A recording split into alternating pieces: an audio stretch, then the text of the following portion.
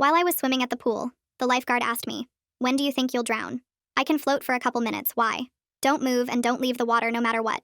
We need to clear it and evacuate everyone else, but you need to stay." "What's in the water?" My voice came out shaky. He didn't answer. Instead, he raised his whistle and blew 3 sharp blasts that echoed across the pool area. "Everyone out of the pool immediately. This is not a drill." Families started rushing toward the ladders and stairs in a chaotic scramble.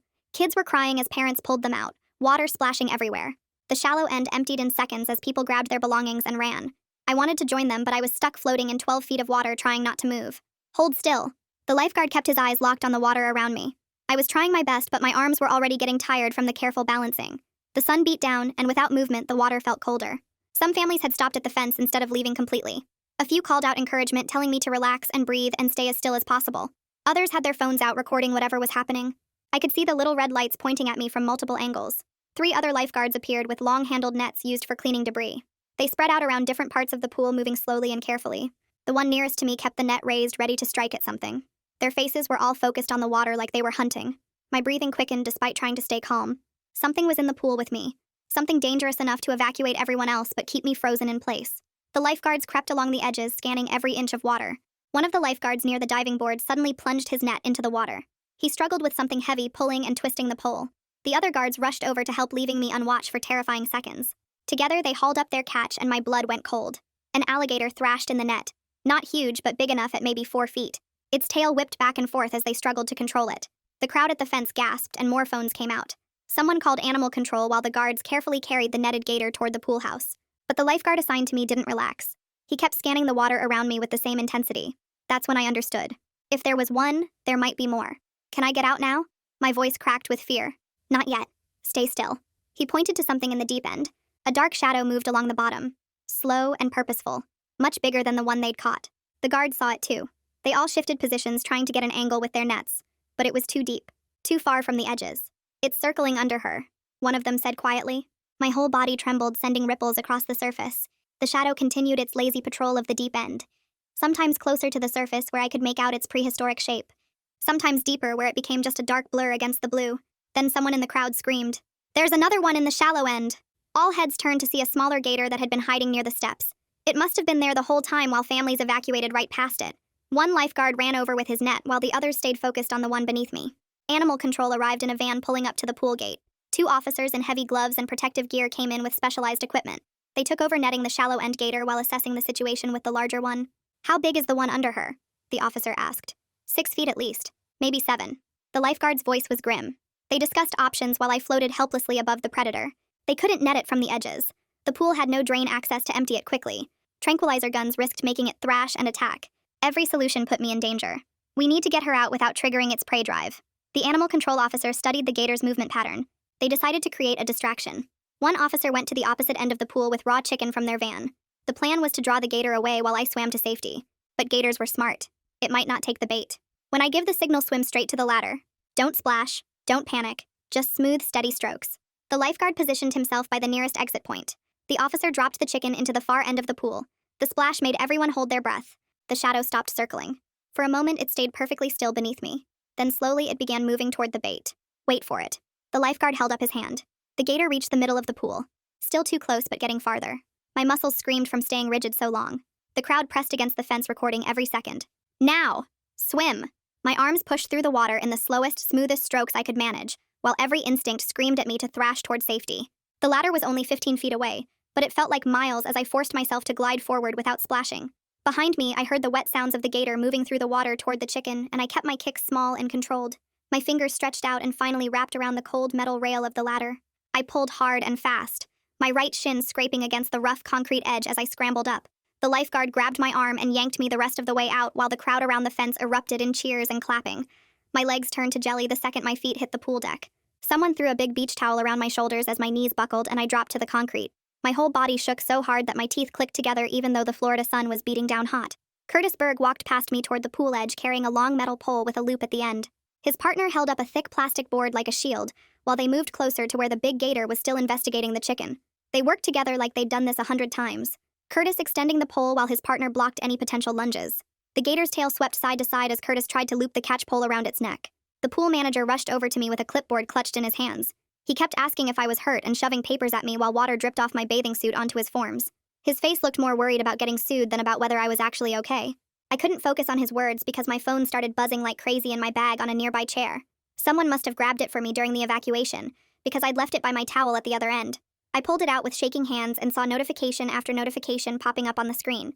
Seth had already posted a video with the caption, "Girl vs. Gator insane," and it had dozens of shares in just minutes. Seeing myself floating there helpless while people filmed made my stomach turn sour. The primary lifeguard walked over and sat down next to me on the concrete. He told me his name was RJ, and made a weak joke about how I definitely didn't need swimming lessons after that. Just having someone sit there and talk to me like a normal person instead of a liability helped my breathing slow down. A woman in a blue uniform with a medical bag knelt in front of me and introduced herself as Thea Pacheco. She checked my pulse and blood pressure while asking me questions about how I felt. She suggested I should go to the hospital for shock treatment, but I shook my head stubbornly at first. After a few minutes, she convinced me that at least I should have someone stay with me tonight to watch for delayed reactions. Curtis walked by carrying equipment back to his van and mentioned something that made my fear turn into anger. He said they'd gotten 3 calls about gator sightings in the retention pond behind the pool just this month. 3 calls, and nobody had thought to check the fence or warn swimmers about possible danger. The pool manager heard him and his face went pale as he realized how bad this could look for them. More people kept coming up to check on me, but I just wanted to go home and process what had happened. My legs felt steady enough to stand after about 20 minutes of sitting on the deck. The manager kept trying to get me to sign his papers, but I told him I needed time to think about everything. RJ helped me gather my stuff and walked me to my car to make sure I was okay to drive. The parking lot felt weird and normal at the same time, like the world should have stopped but didn't. I sat in my car for another 10 minutes before I felt ready to turn the key and head home. The drive took forever, even though my apartment was only 5 minutes away from the pool. Every dark spot on the road looked like it could be moving, and I had to keep reminding myself I was safe. Inside my apartment, everything looked the same, but felt completely different somehow. I dropped my wet bag by the door and went straight to the bathroom to rinse the chlorine off. The shower helped wash away the pool water, but not the feeling of that shadow circling beneath me. I put on my softest pajamas, even though it was only 4 in the afternoon, and curled up on my couch. My phone kept buzzing with messages from people who'd seen Seth's video, but I couldn't deal with that yet. Every little sound in my apartment made me jump and check the shadows in the corners. The air conditioner clicking on sounded like something moving, and I had to turn on every light to feel safe. I grabbed my laptop and started typing everything I could remember while it was still fresh in my mind. The words poured out in a jumbled mess about floating there and seeing the gator and feeling completely helpless. Writing it down helped make it feel more real and less like some crazy nightmare that couldn't have actually happened. By the time I finished typing, my hands had finally stopped shaking, and I could breathe without my chest feeling tight. The next morning, my phone woke me up buzzing nonstop on the nightstand. I grabbed it and saw dozens of notifications from people I barely knew sending me links to Seth's video. My stomach dropped when I opened it and saw the view count had already hit 50,000 overnight. The comment section made me want to throw my phone across the room. Half the people blamed me for not getting out when everyone else did, saying I was stupid for staying in the water. Others claimed the whole thing was fake and staged for attention. Someone had even slowed down the footage trying to prove the gator was CGI. I scrolled through hundreds of comments calling me an idiot, a liar, an attention seeker, and worse. My hands started shaking again and I had to put the phone down. The pool manager called while I was still in bed trying to process everything. His voice sounded nervous and rushed as he asked how I was feeling, then immediately launched into why he was really calling. He needed me to sign a statement saying the pool wasn't negligent, and this was just a freak accident nobody could have predicted. Something about his pushy tone and the way he kept repeating that the pool had followed all safety protocols made my stomach turn. I told him I needed time to think about it and hung up before he could pressure me more. Later that morning, I called the pool office asking for a copy of the official incident report. The secretary transferred me to 3 different people who all gave me different excuses about why they couldn't send it yet. One said it wasn't finished. Another said I needed to file a formal request, and the third claimed they needed manager approval first. My usual habit of just accepting whatever people told me started cracking. I kept asking questions about when it would be ready, and who exactly I needed to talk to. Seth texted me a long apology around noon about posting the video without asking me first. He said he got caught up in the excitement and didn't think about how it would affect me having it go viral. He offered to help set the record straight online and post an update with the real facts about what happened. Part of me was still hurt that he'd violated my privacy like that, but I appreciated him recognizing he'd messed up. We started texting back and forth about what information to include in his follow-up post. That afternoon, I drove back to the pool to grab my sandals I'd left behind in the chaos. The place was completely empty with yellow tape across the entrance. I ducked under it and walked around to where I'd been sitting. My sandals were still there by the chair along with my sunscreen and water bottle. As I picked them up, I noticed something that made my blood run cold. The perimeter fence had a rusted latch that looked like it hadn't been maintained in years. Near the bottom was a gap where the fence had pulled away from the post, definitely big enough for a gator to squeeze through. My hands shook as I took photos from every angle. That evening, Curtis texted me privately with something that made my anger burn even hotter. He sent screenshots of call logs from his department showing they'd received multiple reports of gator sightings near the pool dating back 2 months. 2 whole months of warnings, and nobody had thought to check the fence or increase safety measures. The validation that this wasn't just bad luck but actual negligence gave me a new determination to push for real answers. The primary lifeguard reached out asking if I wanted to meet for coffee to talk about what happened. We met at a small place downtown where he looked around nervously before telling me he'd raised safety concerns about the fence weeks ago. His supervisor had brushed him off, saying it wasn't in the budget to fix it yet. He was scared to speak up publicly because he needed his job, but wanted someone to know the truth. We sat there for an hour sharing what we each knew and forming an alliance based on our shared need for the truth to come out. 3 days later, I was in the shower when the sound of running water suddenly transported me back to floating in that pool. My chest tightened and I couldn't breathe as the memory of that shadow circling beneath me flooded back. I had to turn off the water and sit on the bathroom floor until the panic passed. That's when I finally admitted I needed help and booked an appointment with Jada Whitfield, the school counselor who also did private practice. The city posted an announcement on their website that the pool would be closed indefinitely pending a full safety review. Part of me felt relief that nobody else would face what I went through, but I also felt bad for all the families who relied on the pool for their kids' summer activities. The whole community routine was disrupted because of something that could have been prevented. Then Seth forwarded me an anonymous message someone had sent him through social media. A city employee claimed they knew for a fact that the perimeter repairs had been repeatedly delayed due to budget cuts. The message included dates when the work was supposed to happen and when it got pushed back each time. This information turned my scattered anger into focused determination to document everything properly and make sure people knew what really happened. I sat at my kitchen table that night with my smartwatch connected to my laptop, scrolling through the data from that day at the pool. The heart rate graph showed exactly when everything started, jumping from 72 beats per minute to 143 the moment the lifeguard told me not to move. It stayed high for the entire 23 minutes I was trapped in the water, with spikes reaching 160 when the big gator circled directly beneath me. I took screenshots of everything and organized them into a folder along with the fence photos and the information Curtis had sent me. The next morning, I printed copies at the library and put them in a manila folder, my hands steady now with purpose instead of shaking with fear. The City Recreation Board meeting was scheduled for Thursday evening at the community center, and I spent the whole week preparing what I wanted to say. I practiced in front of my bathroom mirror, timing myself to keep it under 5 minutes, making sure I stuck to facts instead of getting emotional. When Thursday came, I wore my most professional outfit, a navy blazer I'd bought for job interviews, and arrived 30 minutes early to get a seat near the front. The room filled up quickly with concerned parents and curious residents, many of whom I recognized from the pool that day. Curtis arrived in his animal control uniform and nodded at me before taking a seat across the aisle. The primary lifeguard came in looking nervous, sitting in the back row like he wanted to disappear. The pool manager was already at the front table with the board members, shuffling papers and avoiding eye contact with everyone. The board president called the meeting to order and announced they'd hear public comments about the pool incident before discussing next steps. Curtis went first, standing at the podium with his official report in hand. He explained in his calm, professional voice how his department had received 7 separate gator sighting calls near the pool area over the past 2 months. He showed photos of the fence gap on the overhead projector, pointing out the rust patterns that indicated years of deterioration. He mentioned that standard protocol would have been to inspect and secure any public facility after the first sighting report, but no inspection request had come from the pool management. The board members took notes while the pool manager's face got redder and redder. When Curtis finished, the primary lifeguard walked slowly to the podium, his hands visibly shaking. He told them about the safety memo he'd submitted 6 weeks ago requesting fence repairs and additional safety equipment. He pulled out his phone and showed them the email receipt proving he'd sent it to the pool manager, who had replied that it would be addressed in the next budget cycle. He described how he'd been told to stop being paranoid when he suggested doing perimeter checks before opening each day. His voice got stronger as he talked, and I could see other lifeguards in the audience nodding along with his testimony. My turn came next, and my legs felt like jelly as I walked to the podium. I opened my folder and spread out my evidence, starting with the timeline I'd created from my smartwatch data. I showed them the heart rate spikes, explaining what was happening at each peak, my voice getting steadier as I focused on the facts. I displayed the fence photos on the projector, zooming in on the gap and the rust, then showed Curtis's screenshots of the prior sighting reports. The board members leaned forward, one of them asking me to go back to the timeline slide. Another asked if I'd needed medical treatment for shock, and I told her about the paramedics' recommendation and my ongoing counseling sessions with Jada. When I finished and sat down, my whole body was shaking, but I felt proud of myself for speaking up. 3 more residents testified about seeing gators near the pool in previous weeks and reporting it with no response. A mother described how her kids had been swimming right where the shallow end gator was hiding just minutes before the evacuation.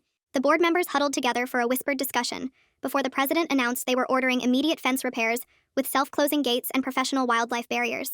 They also mandated an independent review of all pool safety protocols and management decisions from the past year. The pool would remain closed until these measures were completed and verified by outside inspectors. The room erupted in scattered applause while the pool manager slumped in his chair. After the meeting adjourned, I was gathering my papers when the pool manager cornered me near the exit. He suggested we could work out an arrangement that would help me move past this trauma while protecting everyone's interests. He pulled out a document from his briefcase, mentioning compensation and closure, but I recognized it as a non-disclosure agreement from the header. My fear of authority transformed into something harder as I looked him in the eye and told him no, then walked around him and out the door. That night, I woke up at 3 a.m. gasping for air, my sheets soaked with sweat from a nightmare about drowning in dark water. I sat up and used the technique Jada had taught me, looking around my room and naming 5 things I could see: my dresser, my lamp, my water bottle, my phone, my closet door. Then 4 things I could touch: the soft sheets, the cool wall, my damp hair, the carpet under my feet. 3 things I could hear: the ceiling fan, a car passing outside, my own breathing slowing down. 2 things I could smell: my lavender lotion, the faint scent of dinner still in the air. 1 thing I could taste: the mint from my toothpaste. By the time I finished, my heart rate was normal, and I could breathe again. The next day, Seth texted asking if he could post an update about the board meeting with my permission. We worked together on the wording, making sure it focused on the systemic failures and the safety improvements rather than drama or blame. He posted it that afternoon, and within hours, the comments shifted from attacking me to supporting accountability and prevention. 2 days later, I drove to the animal control facility where Curtis worked, wanting to see the captured gators before they were relocated to a wildlife preserve. Curtis met me in the lobby and walked me back to the holding area where 3 large containers sat with air holes and locks. Through the reinforced glass viewing window, I could see the big one that had circled beneath me, resting calmly in shallow water inside its transport container. It looked different here, just an animal that had wandered into the wrong place, not the monster from my nightmares. Curtis walked me back out to my car and mentioned they'd be moving the gators to a preserve next week. I thanked him for everything and drove home with my hands still shaking on the wheel. That weekend, Jada texted asking if I wanted to try swimming at the indoor rec center pool. My stomach turned just thinking about water, but I knew I had to face this fear somehow. The indoor pool was smaller and shallower with no way for wildlife to get in.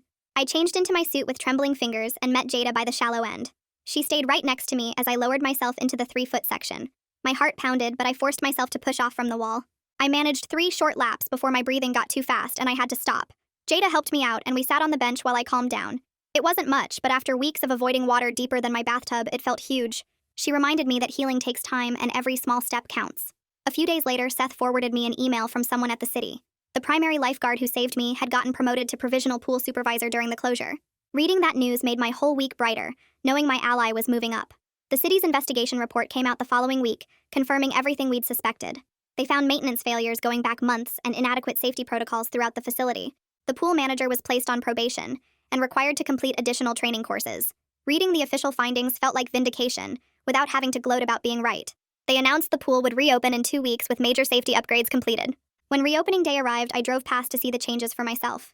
The new fence stood 8 feet tall with self-latching gates that clicked shut automatically. Warning signs about local wildlife were posted every 20 feet along the perimeter. Seeing these concrete changes made me feel cautiously hopeful about community safety. I parked and walked through the new gates with my swim bag. The shallow end had families splashing around like nothing had ever happened.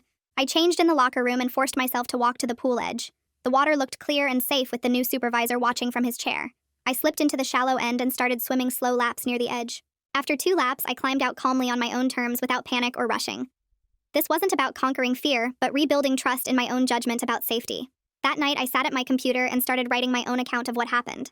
I posted it on my social media with clear boundaries about media requests and interviews. Several news outlets had reached out, but I wanted to control my own narrative first. Taking charge of my story felt like reclaiming agency after weeks of feeling powerless. Seth messaged me the next day saying he'd implemented a new personal rule about consent. He wouldn't post anything involving other people without asking them first. Our friendship had been strained, but this showed he understood what he'd done wrong. We started texting again and slowly rebuilding on a foundation of better boundaries. The pool manager approached me awkwardly at the grocery store a week later. He thanked me for pushing for the safety improvements even though it had been hard for him. I accepted his thanks with guarded grace, knowing people can learn from their mistakes.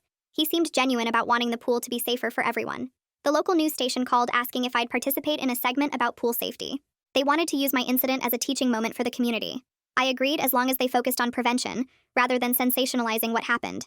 The segment aired that Thursday night with tips about checking fences and watching for wildlife. They interviewed the new supervisor about the safety protocols and showed the improvements at our pool. Seeing the focus on education rather than drama felt like the right kind of attention. Curtis called me after watching the segment and invited me to speak at a wildlife education event. The community center was hosting a session about coexisting safely with Florida's natural predators.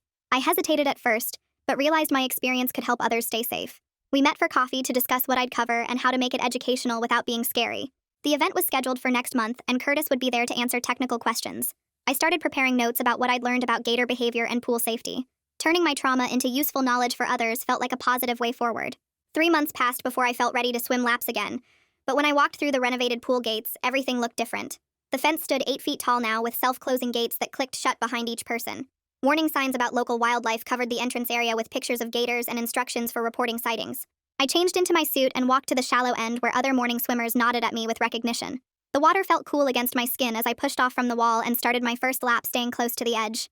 My strokes stayed smooth and controlled while I counted each breath and kept my eyes open underwater, scanning for shadows that weren't there. After 4 laps, I climbed out and sat on the edge watching the new supervisor run his morning safety check. He walked the entire perimeter, testing each gate latch and checking for gaps in the fence before giving the all-clear signal. 2 other swimmers stopped to thank me for pushing the city to make these changes, and I just nodded, feeling weird about being thanked for almost becoming gator food. The supervisor came over and showed me the new daily log they kept tracking wildlife sightings and fence inspections. Every shift started with a full perimeter walk, and they ran monthly evacuation drills, now treating pool safety like the serious responsibility it was. Seth texted me a link to his new community safety page where he posted wildlife sightings with proper location tags and safety reminders. He'd gotten over 2,000 followers already, and worked with animal control to share accurate information instead of sensational videos. The page had a clear policy about getting consent before posting anything involving other people, and he credited sources properly. Curtis had helped him set up partnerships with local wildlife groups to provide educational content between sighting reports. The wildlife education event came faster than I expected, and I stood at the community center podium looking at 50 parents and kids waiting to hear my story. My hands shook slightly as I clicked through the slides showing pool safety tips and gator behavior facts Curtis had helped me prepare. I talked them through what happened using simple terms the kids could understand, while emphasizing the importance of listening to lifeguards and respecting wildlife. Parents took notes on their phones, and several asked specific questions about fence maintenance and what to look for at their own community pools. Curtis answered the technical questions about gator behavior, while I focused on the human side of pool safety and emergency response. Seeing kids raise their hands to ask questions and watching parents exchange concerned looks about their own pool security made the whole presentation worth the nervousness. The city council meeting 2 weeks later brought news that permanent budget increases had been approved for all recreation facilities. The recreation director presented a 5-year plan for systematic safety upgrades across every public pool and park in the county. Our incident had triggered a complete review that found similar maintenance delays at 6 other facilities. They allocated funds for quarterly professional inspections and immediate repair protocols that couldn't be delayed by budget concerns. Jada scheduled what she called our final session, though she said I could always come back if needed. We sat in her office reviewing the progress charts she'd kept showing how my anxiety scores had dropped and my confidence in water situations had improved. She pointed out how I'd moved from victim to advocate and found purpose in making sure nobody else faced the same preventable danger. The healing hadn't erased what happened, but had integrated it into something useful for the community. A full year after the incident, I arrived for my regular morning swim at what had become a model facility for wildlife-safe public pools. The manager, who'd once tried to silence me now, gave tours to other facility managers explaining each safety feature and the inspection protocols. 3 neighboring counties had adopted our safety standards, and the state was considering making them mandatory for all public pools. I slipped into the water and started my laps with strong, confident strokes, while the supervisor watched from his elevated chair. We exchanged a brief nod of acknowledgement as I passed his station, knowing we'd both played a part in these changes. Other morning regulars swam their own laps in the lanes beside me, and new families arrived for swim lessons in the shallow end. The pool that had almost killed me had become the safest in the state, because we'd refused to let them sweep the danger under the rug. My morning routine felt peaceful now, with the sun warming the deck, and the water clear enough to see the painted lines on the bottom. The fear hadn't disappeared completely, but had transformed into healthy awareness and respect for the wildlife we shared this space with. Every splash and movement in my peripheral vision still made me look, but no longer made me panic. The community had learned from my experience and turned a terrifying incident into lasting positive change that would protect swimmers for years to come. Thanks for sticking with me through all this. It's definitely been a journey worth sharing. Until we meet again, folks, if you made it to the end, drop a comment. I love reading all your comments.